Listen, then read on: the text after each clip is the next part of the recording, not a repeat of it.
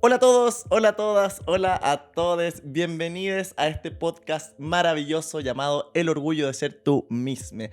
Una iniciativa impulsada por Hoteles Marriott Chile para visibilizar las problemáticas, desafíos y avances de las diversidades y disidencias sexuales y de géneros en Chile en este mes del orgullo, el mes del Pride. En este podcast de 7 capítulos vamos a hacer un repaso de cada una de las letras del acrónimo LGBTIQA+, para que podamos aprender, empatizar y visibilizar sobre nuestras vivencias como disidencias sexuales y de género. Soy Juan Cristóbal Concha, psicólogo clínico y fundador de Pride Me, un espacio de profesionales LGBTQA+, para personas LGBTQA+. Y seré su host durante todo este podcast, durante todos estos 7 capítulos. Pueden encontrarme en las redes sociales como @JuanCristóbalConcha o pueden encontrar a Pride Me también como @PrideMe.cl. En este primer programa, auspiciado por The Ritz-Carlton Santiago, abordaremos la primera letra del acrónimo, la letra L, y conversaremos sobre los desafíos que giran en torno a la lesbomaternidad. Y qué mejor que con nuestras tremendas invitadas, la Ine y la Ro de Una Familia X, amigas personales. Chiquillas, ¿cómo están? Hola Juan Cris, ¿cómo estás tú? Muy bien, aquí muy emocionado de tenerlas acá en este primer capítulo. Para las personas que no las conocen, ¿quién es Ine? ¿Quién es Ro? Partamos por la Ine. Yo soy la Ine. ¿Por Sí, qué los puedes yo confundir? soy la Ine. ¿Y quién es Ah, la sí. Ine? ¿quién es la Ya, ¿quién es Ya. la Ine? Preséntate, pues, Ine. Preséntate, pues. Ya, yo soy la Ine, estoy casada con la Ro, soy de profesión psicóloga y soy mamá de 2 hijos maravillosos, Maximiliano y Ana Filipa. Yo soy la Ro, estoy casada con la Ine, Yo sabía que venía esta cuenta. estamos casi casadas, todavía no hemos firmado, y también compartimos la maternidad con Maximiliano José, de 4 años y medio, y con la Ana Filipa, que tiene 4 meses recién cumplidos. Buenísimo. Oye, yo estoy muy feliz de hacer este programa porque con la Ine y con la Ro estamos, siempre que viene junio nos encontramos, lo cual este mes del Pride nos ha unido como amigues ya, así que de verdad me encanta partir este podcast con ella, así que muy bienvenidas. Y muchas gracias por la invitación. Oye, y les cuento que para introducir el tema de la lesbomaternidad en Chile, un estudio llamado Ser lesbiana en Chile, hecho el año 2018 de la agrupación Rompiendo el Silencio, muestra que un 15,11% de las encuestadas declara tener hijos. De esta cifra, un 73,3% son hijos de relaciones heterosexuales anteriores. Y el 18,33% son hijos de fertilización asistida, el 5% son producto de un donante conocido y un 1,66% de un donante anónimo. Primera pregunta, chiquillas. Tarararán. ¿Esta radiografía se adapta a su realidad? Cuéntenos un poquito sobre ustedes, cómo emprendieron el camino de ser madres, cómo se conocieron como pareja. Cuéntenos un poquito cómo ha sido su historia como madres lesbianas aquí en este país. Nosotras nos conocimos porque trabajábamos en el mismo lugar. Ah. A mí me Sí. empezó a gustar la Ine no me pescaba. ¿No la pescaba, Gine? Es que, no sé, fue una sorpresa. Ya. No esperaba que ella se fijara en mí. Ah. Bueno, empezamos a salir, cuando nosotras llevamos como alrededor de 2 meses juntas, tuvimos una conversación que fue como bien icónica respecto de la maternidad, de nuestra maternidad. Para mí, antes de haber conocido a la Ine, yo no sabía la verdad que me gustaban las mujeres, había estado con hombres y nunca había querido ser mamá. Como que Mira. mis pesadillas, literal, eran que estaba embarazada. Ah, ¿en serio? Así como pesadilla. ¡Ah! Sí, Y como despertaba y eso. como que estaba en el parto y aparecía tal vez mi pareja hombre diciéndome, pero va a salir todo bien. Y yo decía, no quiero ser mamá, no quiero ser mamá. Era muy marcado, era una pesadilla que se me repetía mucho. Y, y cuando conocí a la Ine, cambió todo y me dieron ganas de ser mamá. Y como que por primera vez me imaginé en En ser ese rol, mamá, en me ese rol. imaginé en el rol de mamá, me imaginé acompañada por la Ine. Fue un cambio súper importante. Qué Y heavy. entonces llevábamos ya 2, 3 meses, no sé, estamos conversando y yo le pregunté a la Ine, Sí, fue una conversación muy buena y me lo planteé así de la nada. ¿tú quieres ser mamá? Y fue Espérate, como, pero no entendí. ¿A los 2 meses 2, 3 meses. de de estar pololear? saliendo, sí, de Ya, pololear. ya. Sí, ahí, bueno. Y yo, Y tú así, plop. Voy a defenderme después, pero cuenta cómo fue la no, conversación. no, no. A ver, yo en ese momento no lo percibí como una amenaza, pero sí un condicionante Ya. de si íbamos a seguir o no. Porque me dijo, ¿tú quieres ser mamá? Porque para mí sí es parte de mi proyecto de vida. Ujú. Entonces necesito saber si estamos en la misma. Ya. Es que yo creo que ahí es un tema importante porque tal vez, no sé si hasta ahora, pero sí la mayoría de las parejas heterosexuales, en la maternidad es un tema que tal vez no se conversa tanto. Claro, como que Se está da muy mucho por asumido. sentado. Sí, Exacto. sí. Y estoy hablando hace muchos años atrás, ya a estas alturas, hace 10 años 10 años atrás. atrás. ¿Llevan 10 años ustedes? Sí. Ya, No era un tema, o sea, yo no conocía solamente a otra pareja de mamás que salían en la tele, ¿me entendís? Mm, Entonces, yo no podía asumir que la INE iba a querer ser mamá. mm. Y creo que es un tema que sí es crítico. Imagínate una pareja hetero que no conversa el tema, que se casa y que después uno de los dos no quiere tener hijos, ¿cachai? Claro. Como... Entonces dije, bueno, creo que es una cosa que hay que conversar. Tal vez no va a ser el determinante, como decís Mm. tú, tal vez no es una amenaza, pero sí es un tema que es importante tocar. Sí, de todas maneras. La verdad es que en ese momento fui súper honesta y le dije, no, Ya. yo no quiero ser mamá, no está dentro de mis planes, pero no sé qué es lo que va a pasar de aquí a 2 años, porque yo creo que eso fue lo divertido. Me dijo, yo cuando tenga tal edad quiero ser mamá. Y yo así sacando las cuentas, fue como, "Me faltan solo 2 años". Le dije, hoy es un no, pero no sé lo que va a pasar en 2 años más. Ya, listo. Entonces, veamos, sigamos saliendo, conozcámonos y quién sabe. Oye, Ine, y a diferencia del arroz, tú muy asumida y muy teniendo claro tu orientación sexual desde muy chica, tengo entendido, ¿cierto? Sí, a ver, yo creo que me di cuenta que era lesbiana desde muy chica, en la adolescencia. Sin embargo, si tú hablas de estar fuera del closet contigo mismo y aceptarte tal cual eres, yo creo que fue a partir de estar con la Ro. Ya. Porque de alguna manera siempre fue eso de un poco escondido, de no aceptarte como tal, de sentir la culpa, Claro. de ir en contra un poco de todo lo que te habían enseñado, de dónde tú naciste, como las creencias. Entonces, si tú me decís cuándo salí del closet, fue recién cerca de los 30 años. Ya. Independiente de que todos sabían de que me gustaban las mujeres y que salía y pololeé con mujeres. Entonces, a diferencia de la Ro, que no se veía siendo mamá con un hombre, yo no me veía siendo mamá. Mm, De Pero lleno. yo a secas. Pero yo creo que tenía que ver también con esa historia. Sí, a eso iba. Como Mm, era porque para mí no era una posibilidad. claro. Yo en su momento fue un proceso importante de asumirme y aceptarme, y para mí ya el aceptarme lesbiana era, ok, queda todo eso fuera dentro de las posibilidades. Como en Mm, mis proyectos de vida no iba a incluir tener hijos porque para mí las lesbianas no tenían hijos. claro. ¿Ya? Era o lo uno o lo otro. Entonces, luego de 2 años, adivina quién era la que estaba detrás de De la este Ro, plan. de este plan como... creo que podríamos empezar a hablar de esto, ¿no? Claro, ya llegó el calendario. Sí. Oye, Sí. qué heavy. Y bueno, y hablando de eso, hablando de que ya llegó la fecha de ser madres, ¿cómo fue el hecho de ser madres? Porque yo creo que hoy día mucha gente aún no sabe cómo dos mujeres o cómo dos hombres podrían ser madres o padres en este país o en el mundo incluso. ¿Cómo ha sido su experiencia? ¿Qué métodos utilizaron ustedes? ¿Qué métodos existen? ¿Nos podrían orientar para aquellas personas tal vez que quieren ser padres o madres? Ya cuando nos ubicamos en esa conversación, me acuerdo en la terraza, conversando, ya, Ro, démosle. Pero, Démosle. ¿cómo lo hacemos? Aparte, ya la parte técnica, que ahí sabe mucho más la Ro, pero fue como, qué miedo. No sé si la sociedad está preparada para Ay, esto. sí. ¿Qué hacemos? Y la Ro, paf, ok, preparémosla. Como, Ya. hagamos camino. ¿Por qué? Ay, Porque se la se me sociedad... pararon los pelos. Y lo que ella me dijo fue, la sociedad no nos va a venir a avisar y no nos va a decir, oye, ya estamos preparados, tengan hijos. Claro. Entonces fue como, partamos nosotros y preparemos a esta sociedad. Y ahí fue cuando dijimos, ¿cómo se hacen los Claro. hijos? Ah, en nuestro ¿Cómo se hace la caso. guagüita? Eh, Nosotras fuimos a un médico de fertilidad, un ginecólogo de fertilidad que nos habían recomendado, ¿Ya? y entramos como con una pregunta así como de, Hicimos una lista de como 5 preguntas de, ya, ¿cómo se hace ¿qué le esto? vamos a preguntar?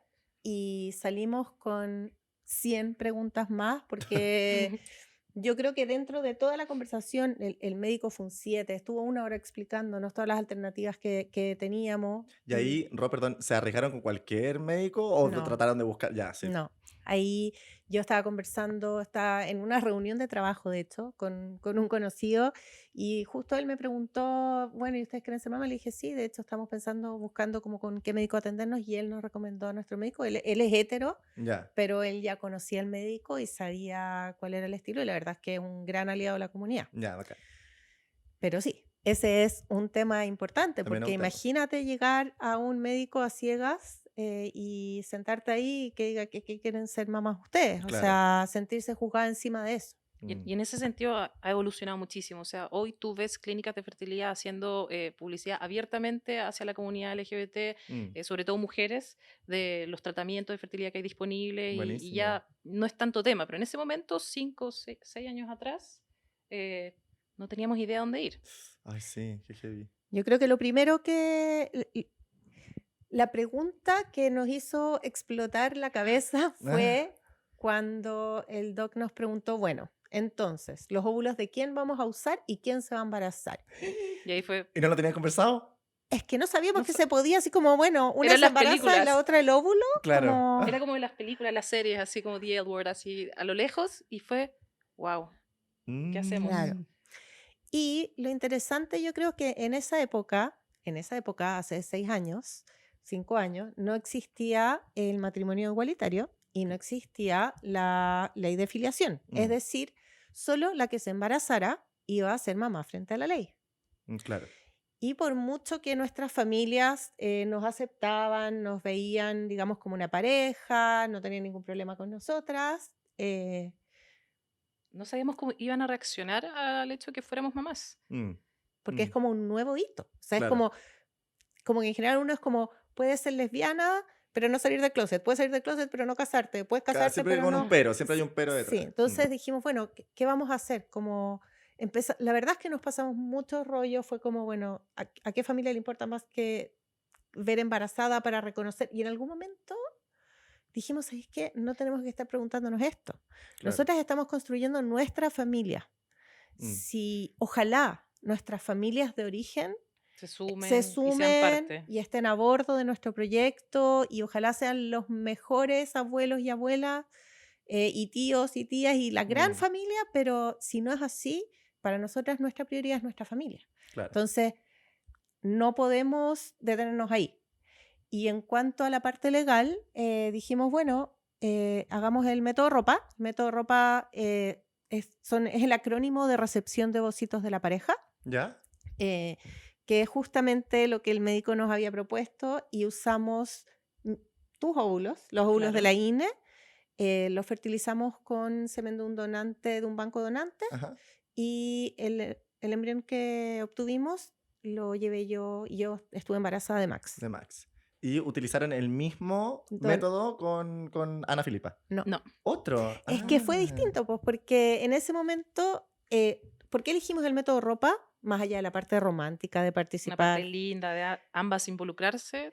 Es porque no existía la ley. Entonces, ¿qué pasaba si Max Claro. nacía de mí y yo me moría y Max quedaba huérfano? Hay un video, perdón, que me acuerdo, hablando de eso, que ustedes, cuando te dio COVID, ¿Sí? que dijeron así como, oye, yo ahora tengo COVID y si yo me muero, Max queda desprotegido frente a la ley. Exactamente. Y ese Mm. fue uno de los motivos porque dijimos, bueno, no se puede, no podemos ser las dos mamás frente a la ley, pero por último la INE podría Reclamar genética. reclamar genética. En Ya. caso de que no sabemos cómo reaccionaría mi familia. Claro. Ujú. Entonces, fue un tema. Pero ya, fast forward todos estos años, cuando hicimos a la Ana Filipa, Que todo esto está ahí con la Javi de Grupo Más Sí. haciendo de babysitter. Sí. Así que Está saludos ahí. durmiendo. Está durmiendo. Saludos a la Ana Filipa que está durmiendo al cuidado de la Javi. y ya fast forward todos estos años, con ya el matrimonio y la ley de filiación, es decir, ya las dos somos mamás frente a la ley, ya no teníamos ese miedo. Mm, Y la verdad es que la Ine, tú también querías vivir el proceso de embarazo. Sí, la decisión nunca partió porque una de las dos no quisiera embarazarse. Fue ya. por un tema práctico. Casi que cachipún. Cachipún, tú Sí, primero, yo después. por un tema de Sí, edad, ¿verdad? Sí, sí, era... por un tema de edad y yo también quería gestar, así Ya. que me tocaba mi turno. Y la verdad es que no sé cómo va a sonar esto, pero Max encuentro que nos salió tan lindo, tan Es rico, precioso. que quisimos repetir la receta. Ya. Y usamos de nuevo los óvulos de la Ine con el mismo donante y esta vez entonces se embarazó ella. Por Ya. lo tanto, genéticamente nuestros dos hijos tienen la misma genética que la Ine. Ya. Ya, Solo perfecto. que uno la gesté yo y a la segunda la gestó la Ine. Pero eso también es método ropa, No, pero... Ay, no entiendo entonces. Sigue ya. siendo una fertilización in vitro, pero esta vez Ah, fue ya. con mi Claro. óvulo, yo lo gesté. Ah, Existen claro. dos No fue tipos, recíproca, digamos. existen dos tipos de tratamiento de reproducción asistida. Obviamente esto es súper en simple, yo no Sí, soy, obvio. no soy doctora.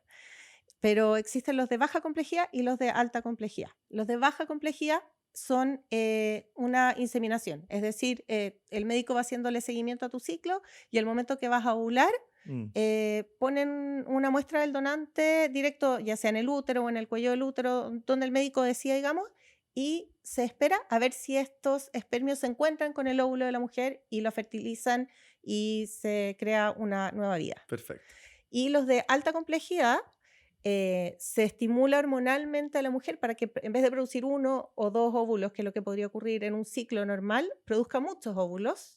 ¿Ya? Esos óvulos después se sacan del cuerpo, se aspiran en un quirófano con anestesia y son... Que no duele. No duele, duele. no duele nada. De hecho, la Ine tuvo un buen viaje Me ahí. dijeron, es como 2 pisco sour. Ah, solo, ya.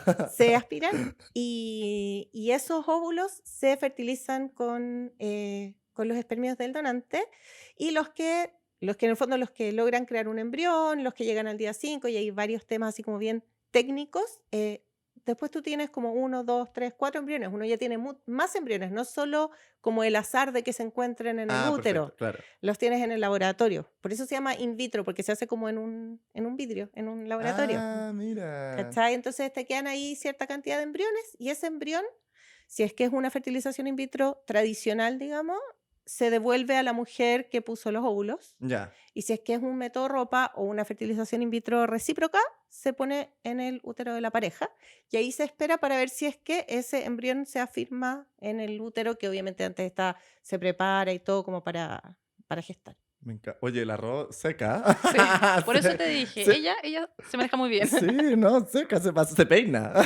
El arroz se peina. Oye, y a partir de su experiencia y también para las personas para las parejas que están en este proceso, ¿cómo ha sido el hecho de ser mamás en un país, digamos, que si bien ha avanzado, todavía hay muchos vestigios de la lesbofobia, de la homofobia, ¿cierto? Mucho opositor a nuestras identidades. ¿Cómo ha sido ese camino para ustedes? Mira, yo creo que ahí nos gusta partir eh, asumiendo que somos muy privilegiadas. ¿Ya? ¿Ya? No nos ha tocado vivir de manera directa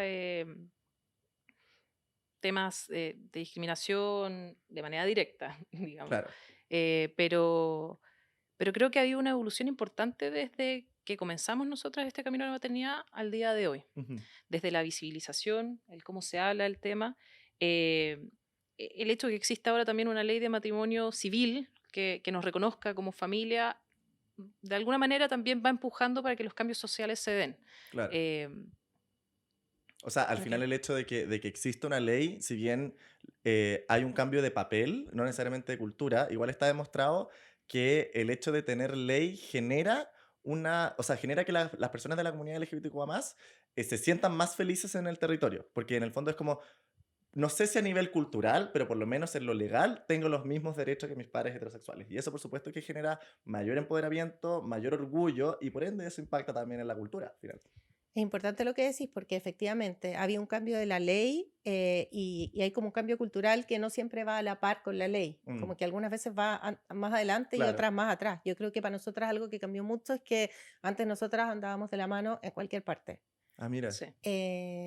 No era algo que nos cuestionábamos y desde el momento que tuvimos a nuestro primer hijo fue algo que empezamos a ser como un poco más consciente porque no es lo mismo que te griten un garabato, que te griten algo solas, Mm, y tú les puedes contestar como queráis o incluso reírte versus estar con tu hijo y que tu hijo vea violencia o Claro. vea que te están Agresiones. agrediendo, Sí, ¿cierto? po. Como, porque al final es como cuestionar esto que él entiende que él está súper orgulloso de su familia y de sus mamás. Claro.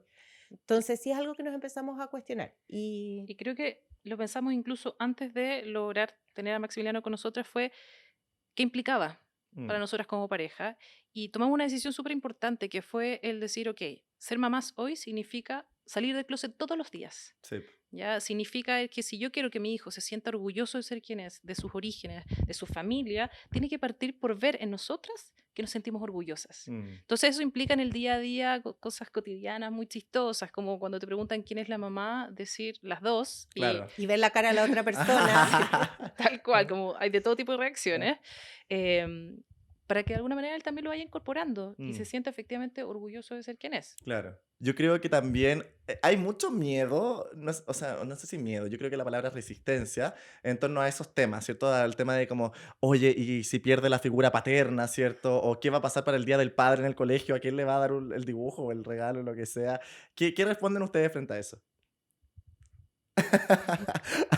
Para las personas que nos están escuchando, que hay silencio y caras así como de... "Ah". Creo que, creo que son tan necesarias Mm, esas preguntas, esos algunas veces silencios incómodos o incomodidad de nuestra parte de escucharla. Porque creo que es ahí donde se comienzan a derribar tantos mitos y prejuicios mm, respecto a qué significa para un hijo nacer, o sea, crecer sin una figura paterna. Y ahí claro. donde de repente respondemos con otra pregunta.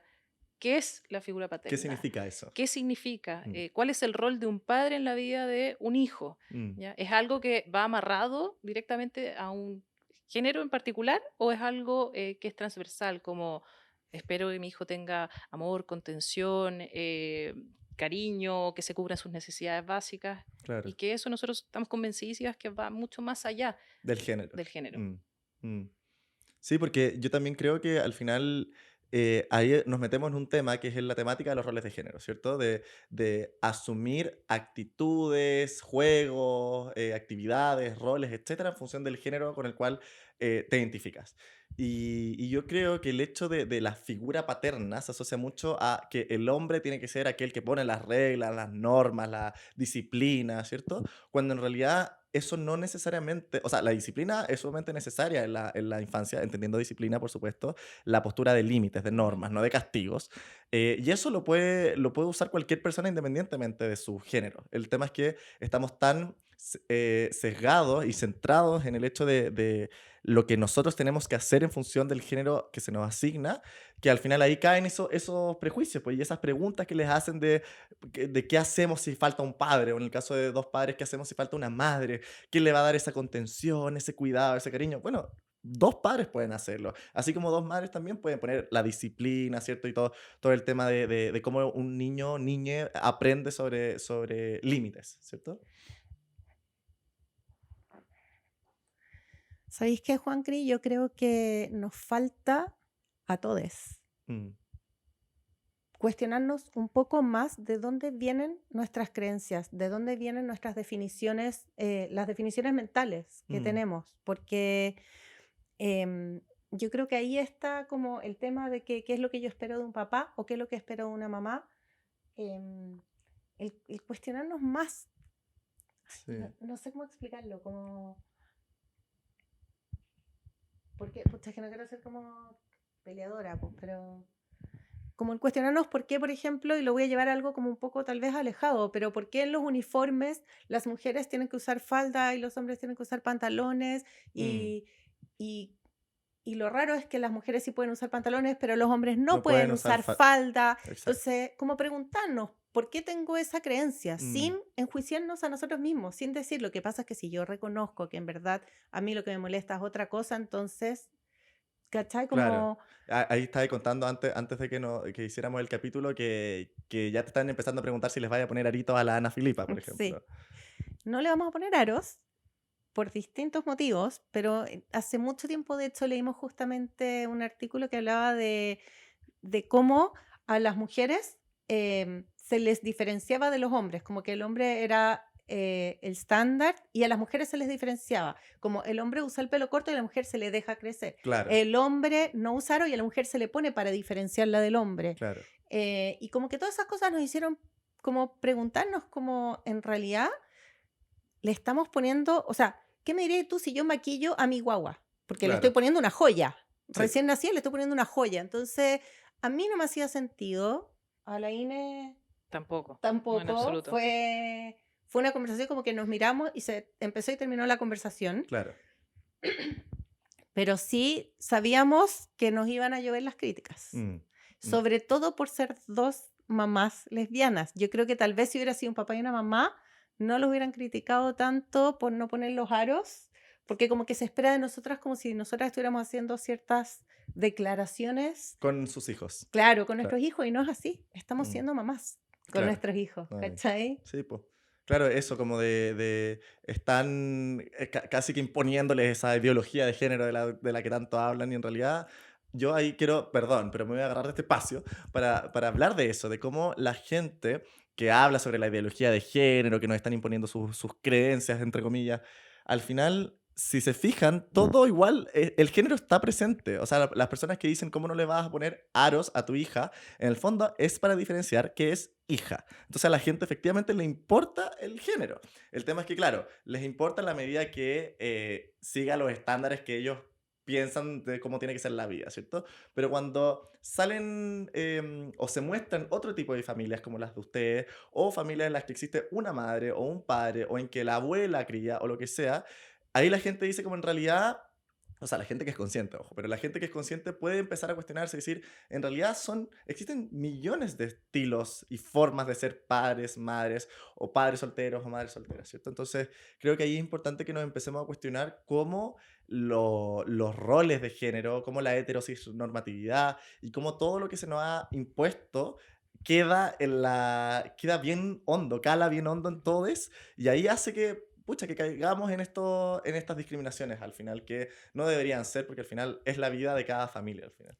A mí me da esa sensación, me da la sensación de que nos critican como a nosotros, que nosotros queremos imponer, que nosotros queremos adoctrinar, que Claro. nosotros queremos exigir, y al final todo se convierte en un berrinche del otro lado que está tratando de imponer, que está tratando de Que adoctrinar, durante toda la vida ha que impuesto durante también. toda la vida te enseñaron así. Y la verdad es que nosotras no queremos imponer. O sea, ojalá a todas las familias quisieran criar a sus hijos en amor, digamos, como en ciertos valores en común. Pero a nosotras lo que nos importa es que queremos criar a nuestros hijos libres, no en libertinaje, libres, Claro. porque tenemos una sola vida y queremos que la vivan sin tener que estar pensando, ¿puedo hacer esto o no puedo hacer esto? Sin esa carga. Sin esa carga tremenda social que de repente empieza a ser hasta autoimpuesta, como que ya te lo enseñan tanto, tanto, tanto cuando eres chico, que cuando ya eres grande es como son cosas que no te cuestionáis. Claro. Y ahí mismo encontráis justamente a personas de nuestra misma comunidad diciendo que las lesbianas o los gays no pueden ser padres o madres, por Claro. ejemplo. Qué heavy. Sí. Y qué bonito también lo que dice Ro. Oye, ya. Ay, cómo se nos hizo tan corto este programa. Yo sabía que me iba a pasar esto porque yo con la Ine, con la Ro podría conversarte. Esos brunch que se convierten en comida. Una vez salimos a desayunar a un brunch y nos fuimos como a las 6 de la tarde. Sí. No, así que. Sí. Bueno, entonces para ir cerrando, para poner ese freno, considerando que ya está aprobado el matrimonio igualitario, tenemos ley de afiliación, etc. Mucha gente a partir de esto dice, oye, si ya no es tema, si ya tienen su ley, qué sé yo. ¿Cuáles creen ustedes que son los desafíos que como comunidad LGBTQA+, sobre todo las personas que quieren ser familia, entendiendo familia con tener hijos, hijas, ¿cierto? ¿Cuáles creen ustedes que son los desafíos que tenemos las personas que queremos ser familia de la comunidad LGBTQA+? Yo partiría por derribar sus propios miedos. Ay, sí. De todas maneras, encuentro. Como dice la Ro, tenemos una sola vida, nos merecemos ser felices, nos merecemos ser nosotros mismos, nosotras mismas. Entonces, mi invitación sería, aunque tengan miedo, háganlo. No. Obviamente uno tiene que buscar un lugar seguro, pero yo creo que ese es un gran desafío. El desafío de atreverse a vivir la vida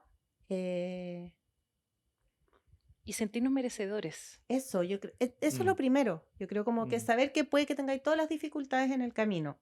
Puede que hayan dificultades legales, puede que tengáis dificultades en tu familia, pero que siempre tengas súper claro tú, adentro tuyo, que no hay nada malo contigo. mm, Que tú eres una persona perfectamente capaz de ser mamá o papá, y que tus capacidades de mamá o papá no están relacionadas ni con tu orientación sexual ni con tu identidad de género, que lo que tus hijos, hijas van a necesitar va a ser límites, va a ser seguridad. mm. Em, el Maxi hace 2 días o ayer estábamos en la casa y de la nada nos dice, ay, que nosotras siempre le decimos Max, gracias por elegirnos, porque era como el embrioncito que me pusieron en la guata y Nah. como que él nos eligió. Entonces, para el Día de la Madre, nosotras le hicimos un regalo a él y todo. Ay, qué Y lindo. el Max hace 2 días nos dice, mamás,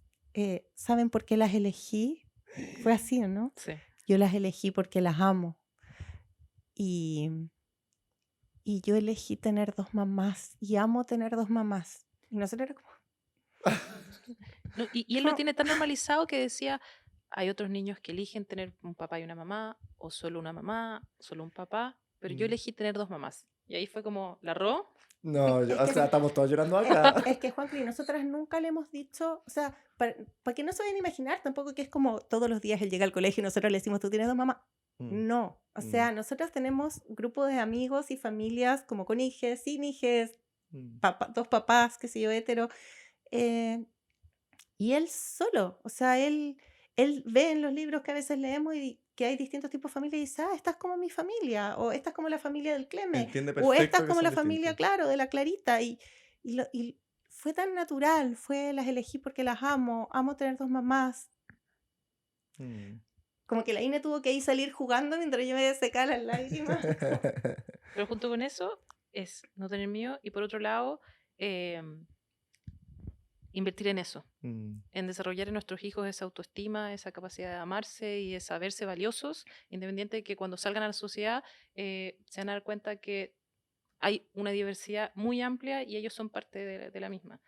Para Mm. mí esos Pues, son y grandes puede ser que se desafíos. encuentren, puede ser que nuestros hijos el día de mañana se encuentren con gente que les va a decir que su familia no es familia, Mm. que sus mamás, no sé, son pecadoras. No Claro. sabemos lo que le van a decir, no sabemos con qué se va a encontrar, no sabemos lo que va a escuchar en la tele, pero sabemos las herramientas que le estamos dando nosotras hoy, que es Mm. el sentirse orgulloso de quién es y de dónde viene, y de saber que su realidad no tiene por qué ser la misma realidad que las otras personas y que la realidad de las otras personas es Eso. igualmente respetable y válida que la suya. Al final, crecer en un sistema familiar que te brinda amor, que te brinda contención, que te brinda la capacidad de desarrollar la empatía, yo siempre digo que no te aleja de los ataques, de la homofobia, de la violencia, pero sí te da más herramientas para lidiar con ella. Entonces, creo que Max y la Ana Filipa son dos personitas privilegiadísimas de tenerlas a ustedes como madres.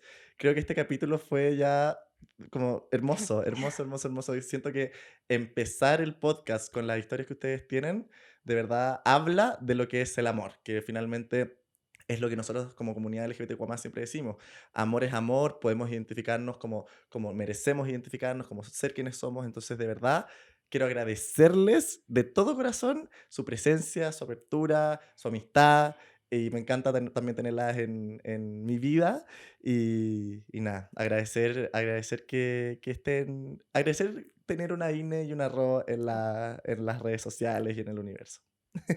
Así que muchas gracias por venir, No, chiquillas. y gracias a ustedes, gracias por generar este espacio, a ti por ser una activista así del corazón. Creo que esto de poder educar, pero también de poder visibilizar, nos permite ir avanzando como sociedad y crecer en lo que es valorar la diversidad. Mm, Y derribar tantos mitos y tanta que ha costado un mundo derribar y que siento que como Juan Cri, como profesional, lo hay hecho, pero con estilo, con alegría, con amor. Gracias, de verdad. Ay, chiquillas, sí. Oye, muy Gracias. emocionante este capítulo. Ya lamentablemente tenemos que ir cerrando, ya de producción nos dice como, por Corten, favor, corten. tenemos que ir cerrando, pero es que yo sabía que este capítulo iba a durar más. Así que chiquillas, de verdad, nuevamente les agradezco. Y también agradecer a nuestro auspiciador de hoy, de Ritz-Carlton Santiago. Agradecer también a la revista Closet, nuestro media partner de esta acción y de esta actividad. Y a la Big Box a cargo de la grabación de este podcast. Ahí la Nati de la Big Box está dándolo todo y, va, y le quedan otros 6 capítulos más para que lo ve, para que siga dándolo más. Y ahora también los queremos dejar invitados a escuchar nuestra cortina musical llamada Se Enciende de Una Típica Francisca, artista e integrante de La Peluquería Records, una productora musical de artistas LGBTIQA+. Espero que les guste y nos vemos en el siguiente capítulo de este podcast llamado El Orgullo de Ser Tú Misma by Hoteles Marriott en Chile. Un abrazo y nos vemos en el siguiente capítulo. Besos. Chao, chao.